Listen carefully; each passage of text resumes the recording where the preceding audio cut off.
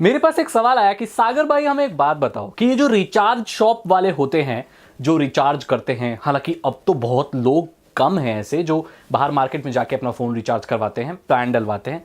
पहले ये बहुत ज्यादा हुआ करता था। तो सवाल ये है कि भाई ये जो रिचार्ज शॉप वाले हैं ये पैसा कैसे कमाते हैं, इन्हें कैसा पैसा मिलता है, इनकी अर्निंग का सोर्स क्या है ना, इसके बारे में बात करने वाले हैं।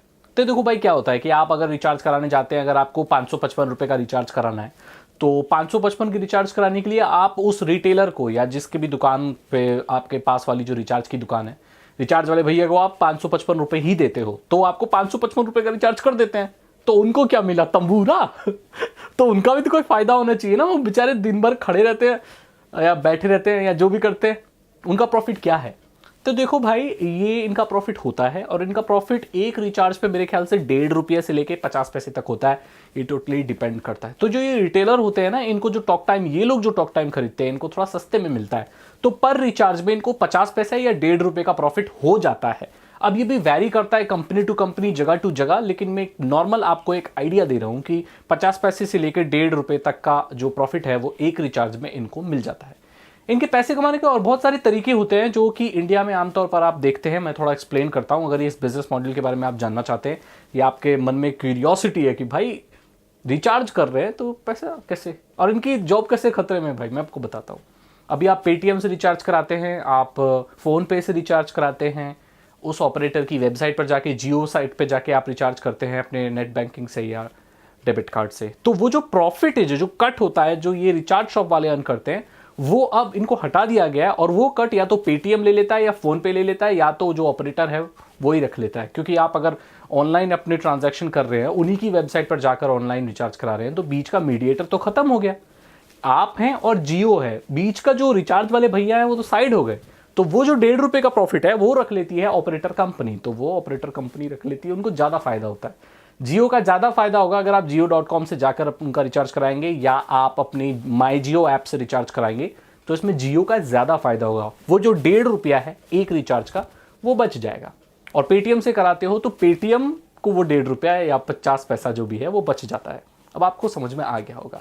तो भाई ये तो देखा जाए तो बहुत कम पैसे हैं एक रिचार्ज के हिसाब से देखा जाए तो। हाँ कम तो है, लेकिन यही मिलता है। जो रिचार्ज शॉप होती है वो और बहुत तरीके से कमाती है। जैसे कि उनके यहाँ पर क्या होता है कि फोटोकॉपी मशीन रख लेते हैं, वो लोग फोटोकॉपी करते हैं, उसमें भी काफ़ी पैसा बच जाता है। ईयरफोन, हेडफोन, ये सारी चीज़ें बेचते हैं। कुछ लोग गेमिंग पार्लर बना लेते हैं, प्ले स्टेशन खेलते हैं।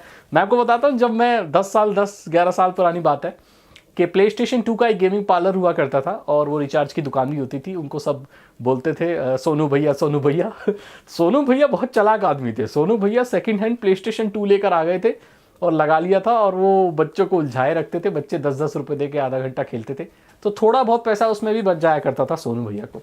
सोनू भैया चाइनीज ईयरफोन लेकर आते थे। सोनू भैया लोकल ईयरफोन को ओरिजिनल बताकर बेचा करते थे। सोनू भैया इतने चालाक थे कि जब आप उनसे नया सिम खरीदते थे तो वो बोलते थे सिम का पैसा नहीं है, सिम तो फ्री है, लेकिन जो प्लान डलवाओगे उसका पैसा देना पड़ेगा। अब उस जमाने में क्या होता था कि सिम कार्ड का भी कुछ पैसा देना पड़ता था, 50 रुपया शायद 100 रुपया ऐसा कुछ देना पड़ता था।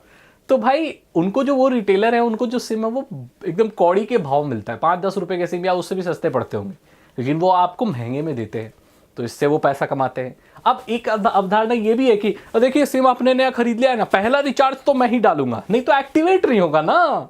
ऐसा नहीं है आजकल, आप खुद से भी रिचार्ज डाल के उसको एक्टिवेट कर सकते हो।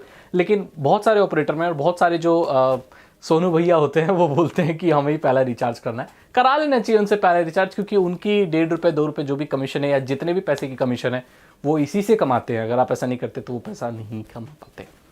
तो आपको पता चल गया होगा कि कैसे अब इनकी थोड़े से रोजगार छिन चुका है जब से लोग ऑनलाइन रिचार्ज कराने लगे हैं, पेटीएम और वैसा आने लगे। अब देखो रोजगार तो बहुत लोगों का छिन गया है। पहले क्या होता था, मोबाइल शॉप्स की बड़ा बोलबाला था। एक वक्त था कि मोबाइल शॉप वाले खुद को ओहो कमाल का वीआईपी था एक आदमी।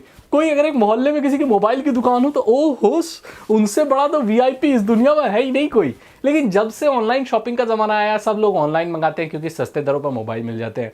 सबसे पहले एक्सक्लूसिव लॉन्चेस वहीं पे ऑनलाइन ही होती है, तो भाई ऐसी दुकानों की पूछ थोड़ी कम है, लेकिन अब भी है, लेकिन उतनी नहीं है जो करिश्मा और क्रेज सोनू भैया का और मोबाइल शॉप का पहले हुआ करता था। तो मैंने आपको बता दिया कि ये लोग पैसे कैसे कमाते हैं। जी हाँ, इनको जो वो प्लान है वो कम में मिलता है थोड़ा, और वो आपको थोड़ा पूरे पैसे लेकर रिचार्ज करते हैं। जैसे 555 का रिचार्ज है तो वो उनको 554 या 550 का भी या कम का पड़ता है, लेकिन वो आपसे पूरे 555 रुपए लेते हैं और आपको जो बेनिफिट मिलता है वो 555 रुपए का ही मिलता है।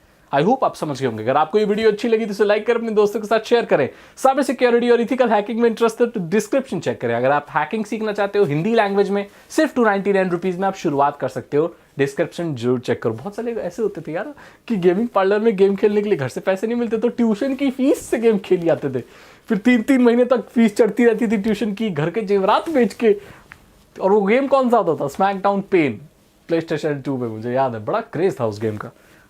मैं मिलता हूँ अगली वीडियो में। Thank you so much and good bye.